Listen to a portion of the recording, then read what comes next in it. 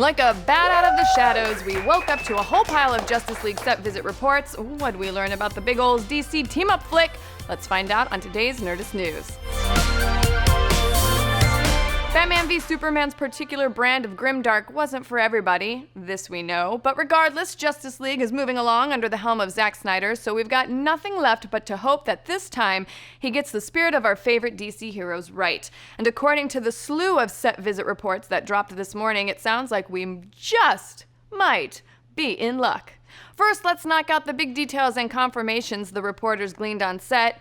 First, Justice League is no longer a two-parter. This is just one movie releasing next summer with a sequel still scheduled for 2 years later. The story will revolve around Batman assembling the rest of the League, Wonder Woman, Aquaman, Flash, Cyborg, and we're assuming after some good old-fashioned resurrection, Superman, to hunt down 3 mother boxes before Steppenwolf and his parademons can get to them. The mother boxes, for those who don't know, are technology from the planet Apocalypse, the home of Steppenwolf, the parademons, and DC's biggest baddie, Darkseid, and they're pretty much supercomputers with limitless power. Not at all unlike Thanos and his Infinity Gems.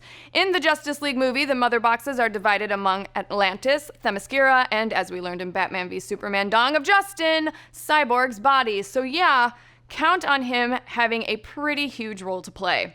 And while all of that sounds good in that it's a clear and coherent plot for a movie, something BVS was arguably lacking, what exactly was it that has these reporters claiming Justice League might just steer the DCEU in the right direction? Well, for starters, Zack Snyder and his producer wife Deborah confirmed that Justice League will be much lighter in tone than Batman v Superman. In fact, they claim this was the plan all along, to make a trilogy of films with varying tones from Man of Steel to BVS to Justice League. And while that sounds completely made up, it's pretty great to hear that the movie will be less dour and, well, super angry than its predecessor. In fact, there were 2 clips from the movie shown to press in London that seemed to confirm a high-spirited take on the DC heroes. The first featured Batman, Flash, and Wonder Woman speaking with Commissioner Gordon on a Gotham rooftop. And by the way, word is J.K. Simmons is perfect as Gordon, looking like he was ripped from the comics or even the animated series. Now, Batman and Gordon joke, yes, Batman jokes, as they try to figure out where a nearby parademon nest is located. Then Cyborg walks out of the shadows in green pajamas because Cyborg will be CG from the neck down, and the camera cuts to Wonder Woman actually smiling. Smiles, guys! The superheroes are together, and they're smiling.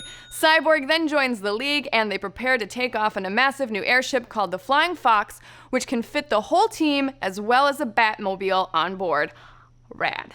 Now, all told, that clip alone sounds 10 times as joyous and fun as Batman v Superman was, with each character contributing their own kind of humor and heart and a real sense of camaraderie. And while we have to remember that these reporters were flown in, treated real nice, and then shown extremely controlled and selective footage, just hearing that the League was together, joking and smiling for even one scene makes it sound a lot more like what we want out of a cinematic DC universe. The other clip reporters were shown featured Ezra Miller as Barry Allen returning home to his warehousey loft apartment to find Bruce Wayne waiting for him. The two lay each other's secret identities out, quip a little, and before you know it, Flash is on the team. Word is the scene played a lot like Spider-Man's recruitment from Captain America Civil War, which isn't necessarily a bad thing. It sounds like Flash will be a real comic highlight in Justice League, and as Deborah Snyder handily told folks on set, he and Cyborg's more youthful presence will make the film a better fit for kids, which is a good thing since a whole lot of parents were probably pretty horrified when they brought their children to BVS and had to explain why Batman needed to impale Superman with a spear. And outside of those clips, some concept art shown to press really sells how much bigger, splashier, and more comic booky this film will be. In addition to the Flying Fox, Batman's got another new vehicle called the Nightcrawler. Yippers, Nightcrawler, that's got spider-like legs that can pierce and climb any surface. Apparently, Batman uses a mounted flamethrower on it to combat parademons in a big fight set in a tunnel between Metropolis and Gotham. Wild, crazy, and kinda makes me wonder whether Zack Snyder chose insect-like monsters as bad guy fodder because you can kill them mercilessly and nobody will bat an eyelash. There was also a rendering of Cyborg's costume, and it sounds like he'll be able to grow in size and wear a full-on helmet in battle mode, turn his hand into a gun per the comics, and even sprout an extra pair of arms Goro style. Batman's got a new armored suit too, with all of the padding under the suit this time, so he looks less like a jacked up Iron Man and more like the Dark Knight we know and love.